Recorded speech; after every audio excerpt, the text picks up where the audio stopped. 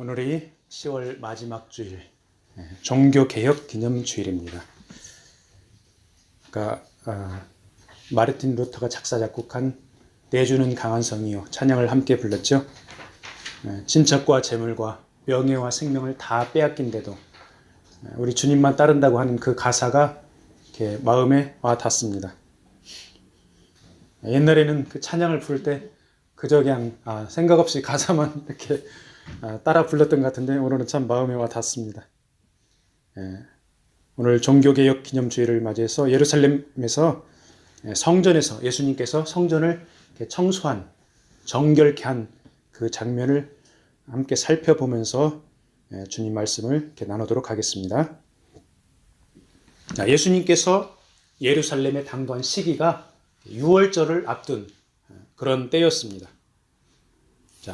그 당시 유대인들은 가까이서는 유대 지역에서, 그리고 좀 멀리 갈릴리에서, 그리고 더 멀리 해외에 사는 디아스포라들, 이 사람들이 예루살렘으로 이렇게 순례를 왔습니다. 유대인들이 예루살렘에 순례를 오면서 예루살렘 성전에서 제사를 드렸습니다. 그리고 성전세를 냈습니다. 역사학자들은 유월절 전후로 예루살렘을 방문한 그 순례객들의 숫자를 최소한 그 200만 명 이상으로 이렇게 추정을 하고 있습니다. 성전에서 제사를 드릴 때 소도 필요하고 양도 필요하고 비둘기도 필요하고 그렇습니다. 근데 가까이 있는 사람들은 자기들이 준비해서 가져오지만은 멀리 있는 사람들은 예루살렘 현지에서 조달을 해야 됩니다. 그러니까 성전 안에 그 이방인의 뜰이라는 그런 뜰이 있었습니다. 거기에서 짐승들을 이렇게 제사에 드릴 짐승들을 판매하고 있었습니다. 그리고 성전세도 납부한다고 그랬죠. 성전세, 그 당시 많은 화폐들이 있었는데 데나리온도 있고 드라크마도 있고 달란트도 있고 여러 가지 그런 화폐들이 있었는데 성전세를 세겔로만 받았습니다. 이 세겔은 두로에서 만든 은으로 만든 은화였습니다. 그러니까 외지에서 온 유대인들이 데나리온이나 드라크마 이런 걸로 가져왔는데 이거를 세겔로 바꾸어서 성전세를 내야 됐습니다.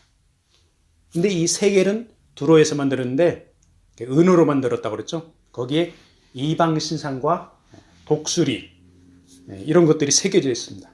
그러니까 10계명의 정면으로 위배되는 그런 동전이라고 할 수가 있죠. 그런데 왜 이 세계를 성전세로 받았을까요? 은으로 만들어져 있습니다. 그리고 유대인 남자들이 내야 할 그 성전세, 세금하고 그 내용이 거의 그 값어치가 비슷합니다. 그러니까 걷어들이는 입장에서는 이 세금을 걷기가 아주 편리하죠. 그러니까 거기에 이방 신상이 그려져 있어도 이거 세금으로 걷기 편하네 하니까 그 세계를 성전세로 받았다고 이렇게 보고 있습니다. 유대인 남자들이 그러니까 20세 이상 남자들이 성전세를 내는데 반세겔을 받았습니다. 이 반세겔은 데나리온 2개 정도 그 정도 가치가 있었는데 일반인들이 약 이틀 정도에 벌어들이는 그런 품삯하고 맞먹었다고 합니다. 이러한 금액은 당시 사회 상황에서 서민들에게는 상당히 부담이 가는 그런 금액이었다고 합니다. 6월절이 다가오니까 성전 뜰에서 짐승을 파는 장사꾼들도 있었고, 그 다음에 짐승을 사려고 하는 순례객들도 있었고, 그 다음에 화폐를 바꾸어주는 환전상들도 있었고, 성전 뜰이 마치 돛대기 시장같이 아주 혼잡스럽습니다. 근데 이 성전을 관리하는 사람들, 제사장들이 관리했습니다. 그리고 최종 책임자는 대제사장이었습니다. 성전 뜰에서 장사하고 환전하는 사람들은 당연히 자릿세를 내야 되겠죠. 그리고 거기서 나온 수익금의 일부를 제사장들에게 좀 갖다 바쳤겠죠. 그러면 제사장들은 대제사장에게 바쳤을 것입니다. 그래서 하나님의 성전에서 공공연하게 상거래가 이루어졌던 것입니다. 그리고 역사가들에 의하면은 이제 제사로 드릴 짐승, 이 짐승을 판매할 때 이 제사장들과 상인들이 횡포를 부렸다고 합니다. 하나님 앞에 제물로 드릴 짐승, 흠이 없고 점이 없는 아주 정결한 그런 제물이어야 합니다. 그래서 이제 순례객들, 그러니까 예루살렘에 가까이 사는 순례객들은 자기 집에서 가장 좋은 그런 양이나 비둘기 같은 걸로 준비를 해가지고 가져옵니다. 그런데 뭐 제사장이 보고 이건 흠이 있다, 점이 있다, 트집을 잡고 이거를 받아들이지 않습니다. 여기서 파는 걸로만 해라. 어쩔 수 없이 자기가 가져온 것은 팽개쳐두고 새로 사가지고 이렇게 해야 됩니다. 아주 강매를 하는 거예요. 자, 거기에 몰려드는 사람들이 200만 명 이상이나 된다고 하니까 얼마나 많은 재물들이 팔렸겠습니까? 그리고 그 다음에 그 환전을 했겠습니까? 엄청난 이익금이 발생합니다. 그렇게 이익금이 많이 발생하는데도 또 이렇게 성전에서 준비한 상인들이 파는 것들, 이런 짐승들만 해라. 그러니까 그 이익금이 엄청납니다. 그 이익금이 제사장에게, 대제사장에게 흘러 들어간 것입니다. 그러니까 당시에 성전을 관리했던 자들은 하나님께 대한 신앙보다 이렇게 만몬으로, 돈으로 부패하고 타락해 버렸던 것입니다. 하나님을 팔아먹어 자기 배를 불린 것입니다. 우리 주님께서는 이들에 대해서 거룩한 분노를 일으켰습니다. 채찍을 만들어서 장사꾼들을 쫓아내버립니다. 환전상들의 테이블을 엎어버립니다. 비둘기 파는 의자들을 둘러 엎어버립니다. 우리가 일반적으로 예수님 하면은 그 분위기가 사랑이 많고 인자한 분으로 이렇게 인식이 되죠. 그런데 장사꾼들에게 채찍질하고 판을 엎어버리는 그 분노의 예수님의 모습을 볼 수가 있습니다. 예수님께서 이렇게 성전을 깨끗하게 하는 모습을 보면은 과거에 예레미야에게 임한 하나님의 말씀이 연상이 됩니다. 예레미야가 성전 앞에 서서 이것이 성전이라고 하는 거짓말을 믿지 말라, 이렇게 외칩니다. 여러분들 믿어집니까? 성전 앞에 서서 이것이 하나님의 성전이다 하는 그 말이 거짓말이다. 그렇게 외치고 있는 것입니다. 예레미야 7장 4절을 한번 읽어드릴게요. 예레미야 7장 4절. 너희는 이것이 여호와의 성전이라, 여호와의 성전이라, 여호와의 성전이라 하는 거짓말을 믿지 말라.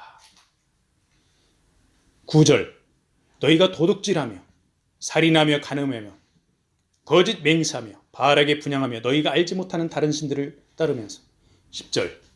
내 이름으로 일컬음을 받는 이 집에 들어와서 내 앞에서 말하기를 우리가 구원을 얻었나이다 하느냐. 이는 이 모든 가증한 일을 행하려 함이로다. 온갖 나쁜 짓을 저지르며 우상을 섬기고 하나님의 성전에 와서 구원을 얻었다고, 죄사함을 받았다고 위선을 저지르는 것에 대해서 엄중하게 책망하고 있는 말씀입니다. 유대인들에게 성전은 어떤 의미가 있습니까? 최고의 장소입니다. 가장 성스러운 것입니다. 유대인들 민족의 자존심입니다.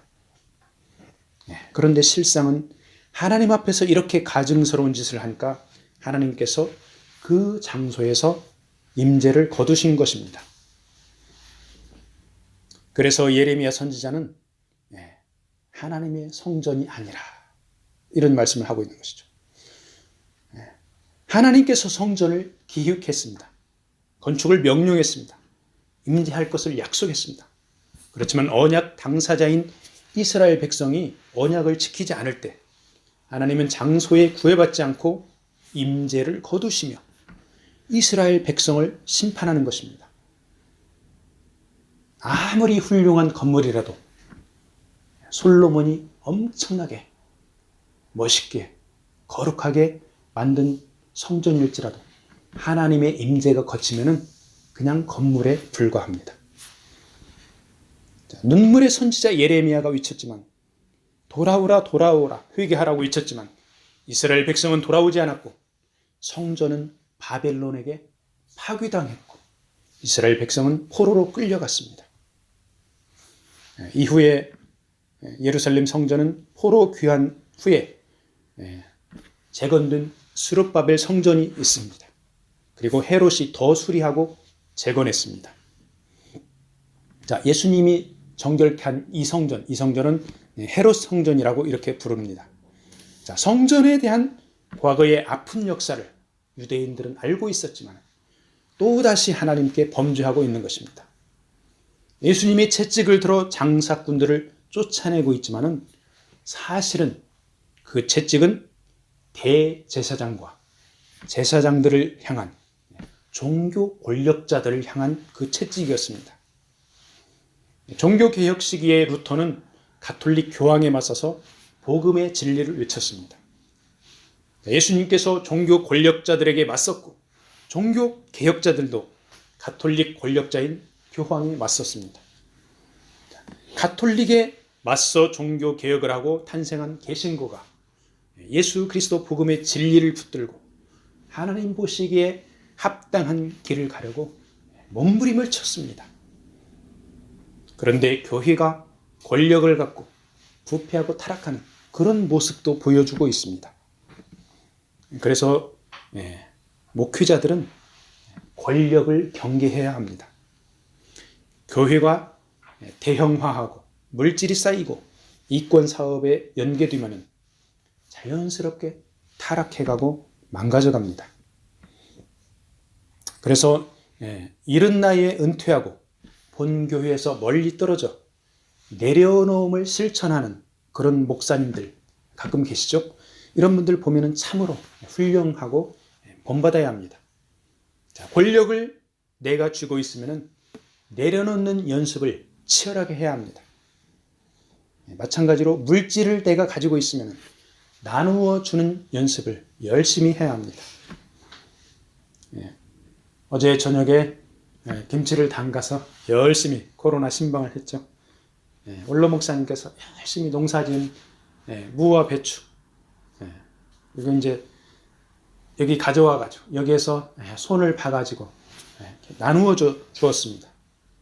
우리가 예수 믿는다고 할 때 그 핵심은 사랑입니다. 이렇게 조그만 정성과 사랑을 담아서 이렇게 나누어 주면은 우리 하나님께서 기뻐하실 줄로 믿습니다. 이사야 선지자는 이사야 56장 7절에서 하나님의 성전이 만민의 기도하는 집이라고 선포합니다. 오늘 주님께서 인용한 말씀이죠. 주의 백성들이 하나님께 나와서 하나님과 만나 교제하는 장소라는 말입니다. 그런 거룩한 만남의 장소를 종교 권력자들이 강도의 소굴로 만들어 버렸다는 것입니다. 예레미야 7장에 그 말씀이 나왔습니다.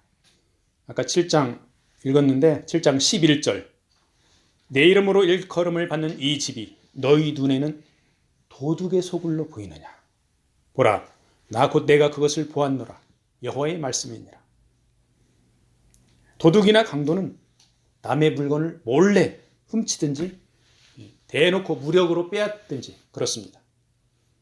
팔레스타인 지방 아주 기후가 건조한 지역에 그 동굴들이 여기저기 많이 있었습니다. 그 안에 동굴 안에 강도들이 은신처를 만들어 놓고 여행자들이 지나가면 주머니를 터는 일이 있었죠. 예레미야 이사야 선지자 시대에 성전을 도둑의 소굴로 삼고 백성들의 주머니를 털어 배를 불린 종교 권력자들의 행태가 예수님 당시에도 그대로 전해져 내려왔던 것입니다. 그리고 로마 가톨릭의 교권자들도 교회를 면죄부를 팔아먹어 돈을 모으는 것으로 전락시켜버렸습니다. 교회가 타락하면 하나님의 임재는 거치고 하나님의 공의와 심판이 임합니다. 올해 코로나 팬데믹으로 전 세계가 어렵습니다. 교회 건물에서 예배를 드리기가 어려운 상황입니다. 공산당이나 일본 제국주의가 총칼로 막는 것도 아닌데 교회 건물에서 예배를 못 드리는 초유의 상황이 발생했습니다. 왜 이런 상황이 발생했는지 우리 크리스찬들은 철저하게 성찰을 해야 합니다. 교회 건물은 하나님의 백성들이 함께 모여 최우선적으로 하나님을 경배하고 찬양하고 기도하는 장소입니다. 그런데 교회에서 하나님보다 인간적인 일들을 우선적으로 하면은 하나님의 징계의 채찍과 심판이 임합니다. 작은 교회들이 임대료 때문에 운영이 힘들다고 걱정을 합니다. 그런데 그런 걱정들보다 더 우선적으로 하나님에 대한 우리의 자세를 성찰하고 반성하고 하나님의 원하는 그런 방향으로 돌이켜야 합니다. 하나님의 백성들이 회개하고 돌이키면 하나님께서 받아주십니다. 예수님께서 장사꾼들을 쫓아내자 성전이 조용해집니다. 그때 한 무리가 주님께 다가옵니다. 앞을 못 보는 소경들, 제대로 걷지 못하는 장애인들이 주님께 치유해달라고 나온 것입니다. 그 사람들은 당시 사회에서 가장 힘없고 연약한 자들입니다. 우리 주님은 종교 권력자들과 장사꾼들에게는 채찍을 휘둘렀지만 소경들과 전은자들, 불구자들에게는 사랑으로 치유를 해주셨습니다. 그들은 자신들의 한계 상황을 깨닫고 도저히 가망이 없으니까 주님에게 치유의 손길을 내밀었던 것입니다. 소경과 전은자들에게 우리 주님은 최후의 보루, 마지막 희망이었습니다. 주님은 그들을 치유해주고 회복시켜주고 새로운 생명의 길로 인도해 주셨습니다. 우리가 인생을 살아가면서 내 방식으로 내 자원으로 이것저것 많이 해봅니다. 이렇게 내 생각대로 하기 전에 먼저 주님께 물어보고 하면 수지 맞습니다. 넘어지고 좌절하고 곤고한 상황에서도 주님께 나오면 새 생명의 길이 있습니다. 주님께 그 큰 사랑을 누리기를 축복합니다. 당시 종교 권력자이던 대제사장들과 서기관들은 예수님께서 성전에서 대놓고 자신들에게 반기를 든다고 생각하고 분노가 치밀어 오릅니다.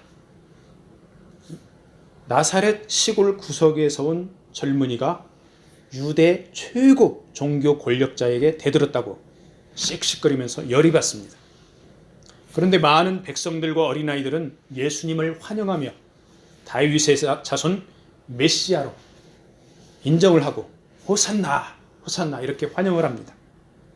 종교 권력자들은 예수님이 인기가 높아지자 계속 제거하려고 시도했는데 이제 그 결심을 굳히게 되었습니다. 높은 자리에 있으면서 그 자리를 지키려고 최악의 길로 접어드는 종교 권력자들의 비극이 진행이 되고 있습니다. 이 종교 권력자들이 예수님께 시비를 걸어옵니다. 그들이 하는 말을 듣느냐? 네가 무슨 메시아라고? 저 나사렛 시골 구석에서 온 게 저 어린아이들이 뭔가 잘못 알고 호산나 소리 지르는 것이야. 뭐 이런 분위기입니다. 우리 주님은 종교 권력자들에게 시편 8편 2절의 말씀을 인용해서 어린아이들이 메시아를 알아보고 온전히 찬미를 했다고 대답합니다. 시편 8편 2절을 읽어드립니다.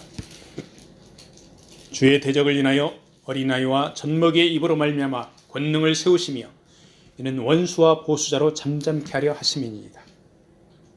종교 권력자들이 구약 성경을 제대로 읽고 알았다면 어린아이들이 다윗의 자손 예수님을 메시아로 찬양하는 것을 이해를 했을 것입니다.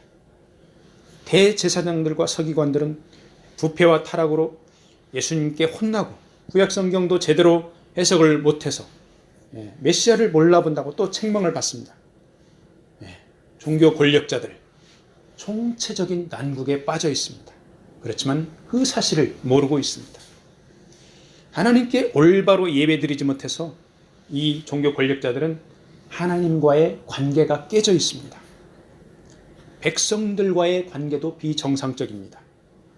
백성들이 돈을 벌어들이는 도구가 되어 있습니다. 구약 성경의 전문가라고 자부하는 종교 권력자들, 그들은 성경의 핵심인 예수님을 몰라봅니다.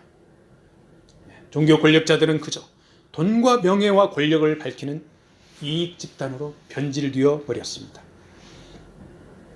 오늘날 교회 건물이 있으면서도 교회당에서 예배를 못 드리는 상황에서 우리는 무엇보다도 우리 구주 예수 그리스도를 인식하고 환영했나 성찰을 해야 합니다.